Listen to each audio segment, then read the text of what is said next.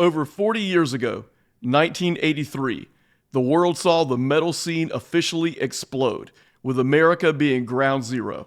Sure, not all of the bands were American, but Los Angeles was the epicenter, and MTV helped ignite the fuse.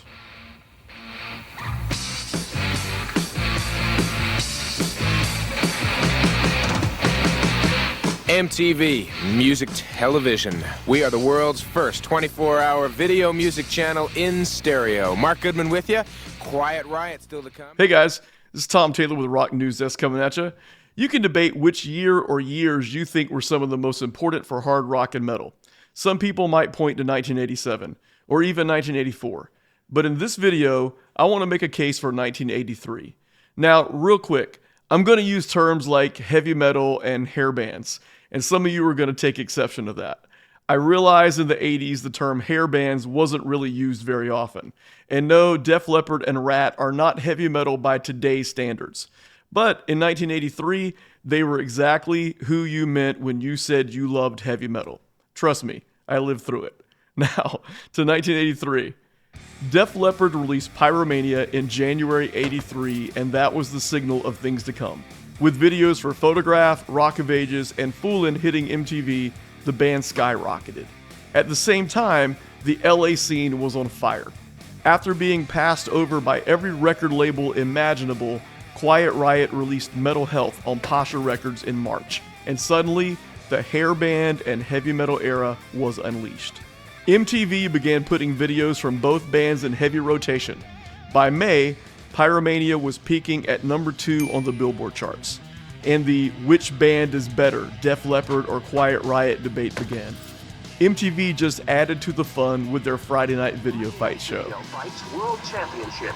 Def Leppard's Rock of Ages versus Quiet Riot's Come On Feel the Noise. Hey, DeBrow, you say you got no worries? You got us, Def Leppard. You held the title for 8 weeks. Big deal.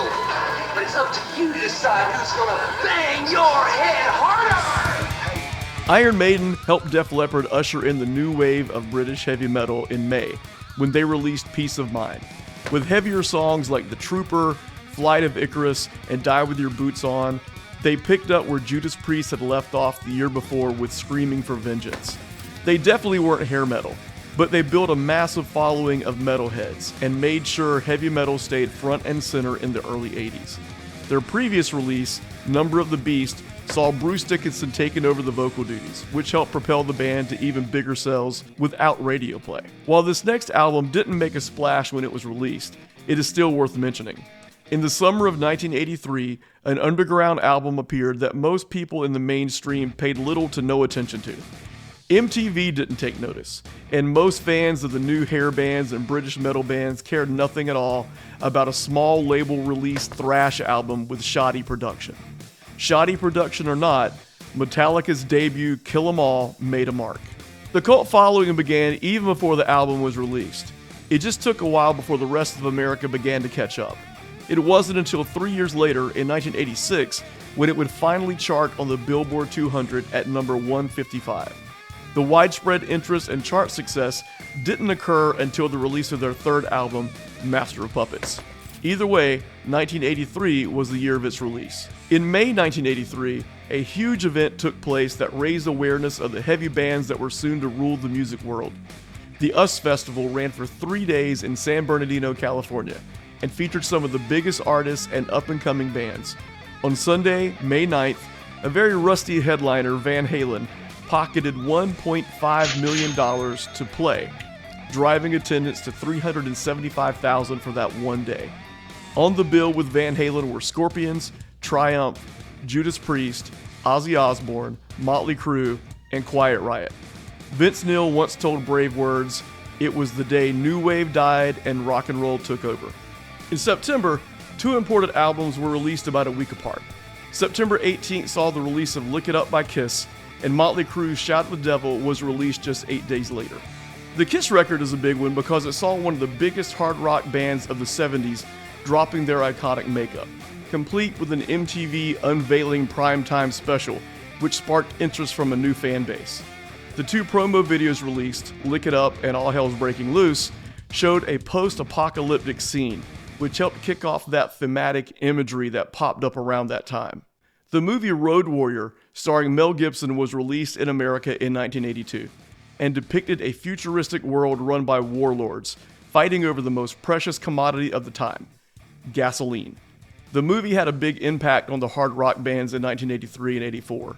In the early 80s, if you were putting out heavy metal, there was a good possibility that you were copying ideas from Road Warrior or from Conan the Barbarian. Groups were stealing those themes left and right and incorporating it into stage clothing and videos. Is that a young KK Downing from Judas Priest on the back of that motorcycle?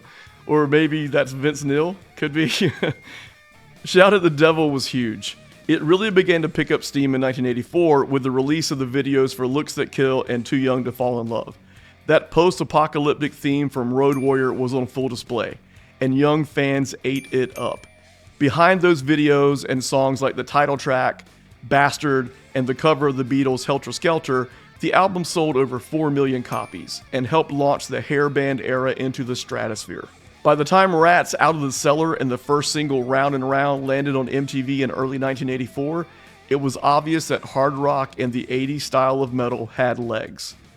In November, rock legend Ozzy Osbourne released his first studio album since the death of Randy Rhoads, Bark at the Moon. With Jakey Lee on guitar duties, it pushed Ozzy's solo career even higher, went gold with over 500,000 copies sold within the first several weeks. It has since sold over 3 million copies, and saw Ozzy embracing the new MTV era.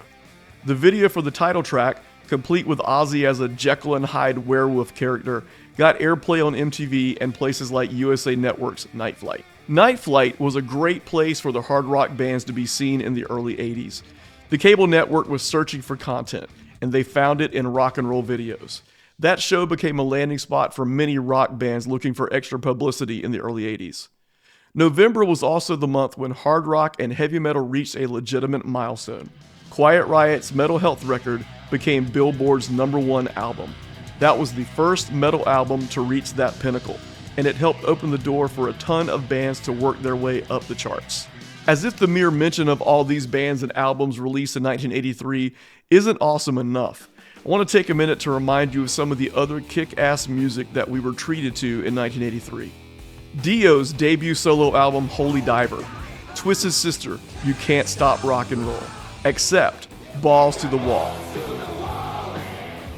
AC/DC, Flick of the Switch, Slayer's debut, Show No Mercy, Grim Reaper, See You in Hell, Crocus, Headhunter, Anvil's Forged in Fire, Fastway's debut album, Zebra's debut album. All in all, 1983 was huge for hard rock and metal. It was truly the beginning of an era. The bands were young, hungry, and raw. The music was heavy and loud. It wasn't easy to find keyboards or ballads on most of these albums. The bands were there to rock your face off. All hail 1983. Thanks so much for watching, guys. Let me know what some of your favorite bands from 1983 were, or what was your favorite album. Please leave a comment below and I'll do my best to reply. You guys take care.